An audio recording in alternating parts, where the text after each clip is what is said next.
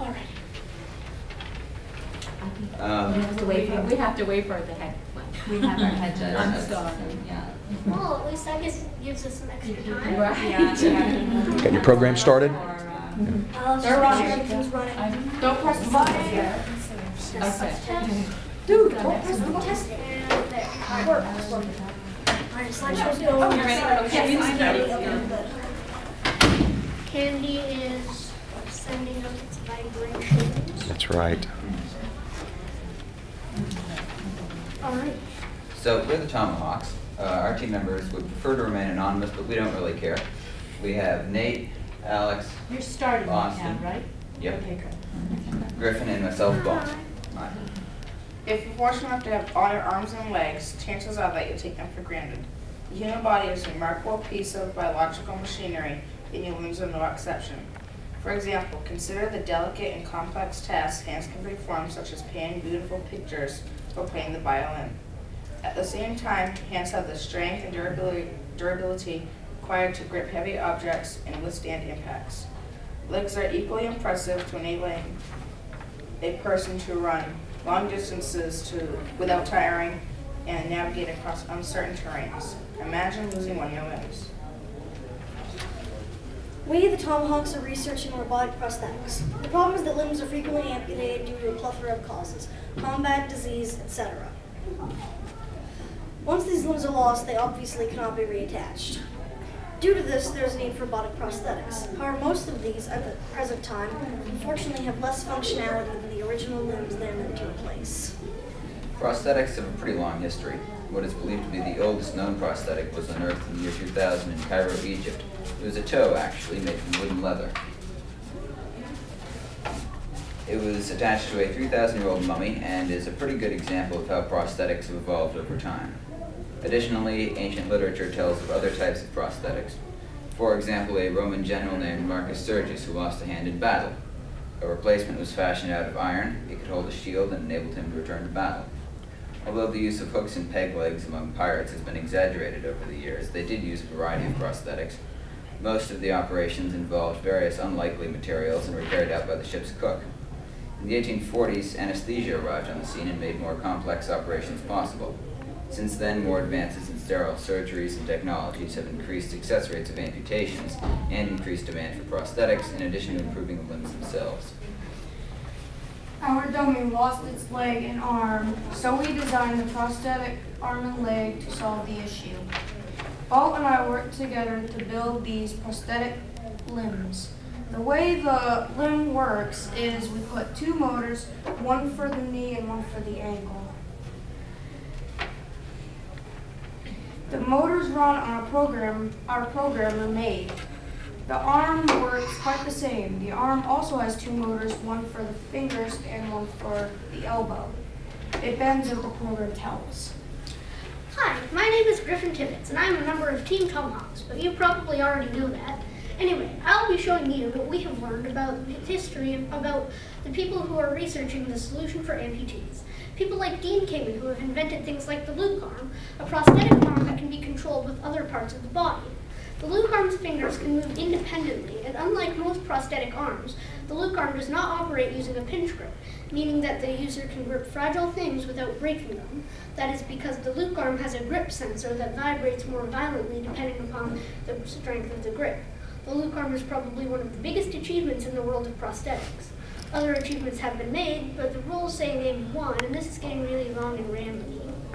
We presented our solution to our parents, and we found our information on the internet. Our information on the history of prosthetics came from the Discovery Health site. Now, does anyone have any questions? Well, questions? You said you presented to your parents. Were there Yes. any other groups that you presented to? Not really, but we did. But there were a lot of parents, and they did enjoy it. And no, you also got a free piece of candy if you press the buttons. So, tell me about what it was like to work together as a team. It was actually pretty fun. It was. Certain team members did occasionally have a habit of going off on irrelevant tangents, but we pulled it together and we did pretty well. We also, quite proud to say, managed to recycle the board part here from last year's presentation board. But yeah, I think we did pretty well as a team. So you ended up with a very interesting design there. What kind of other ideas or models? Did you test any alternative theories or models? Quite a few, in fact. Yeah. We originally tried a, what were you making the original dummy out The original dummy, I was making it out of like cardboard and stuff, but it didn't turn out as well, so he had to bring in some stuff. He brought in the Cabbage Patch doll, which we performed what I call fiendish doll surgery. As in, we sliced off one arm, attached it there, sliced off one leg, attached it there. A video of which can be found on our YouTube channel. Actually, I don't think so because I've seen it on there. it is. At least the first part is. Not that you really want to watch it, but You get to see Bolt do his awesome evil German accent. that's right. I thought that was my evil German accent. It's irrelevant anyway. Any other questions?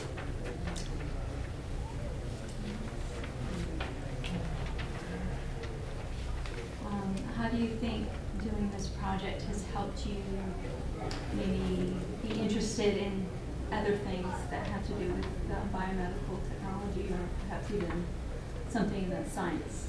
Well, it's kind of neat looking at all the various kinds of prosthetics that have been tried over the decades. And it really does help. And like, I have some pretty kind of weird ideas about what people can do with robotics if they like actually tried. And I really hope that someday I'll be able to like present them. Were you able to actually go to like a doctor, or sometimes there's places you can go to that make prosthetics? Unfortunately, no. I also don't even know if there's actually a place where they manufacture prosthetic limbs in Maine. But we did not, unfortunately. Most of the information we got, like was said earlier, was gotten from various websites on the internet, and history came from the Discovery Health site. We just watched a video. But yeah, we watched a video from a, I don't remember what the TV show was called, but a video Deed of about Invention? prosthetics. What?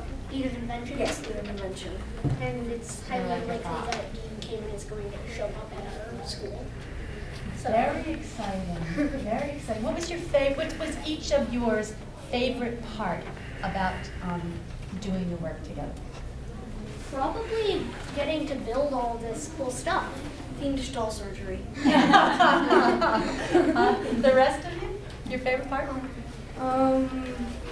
I would have to say is working together to build all these stuff, to like the limbs and stuff. So originally if he had lost his arms and stuff, he wouldn't be able to walk and stuff. So we created those.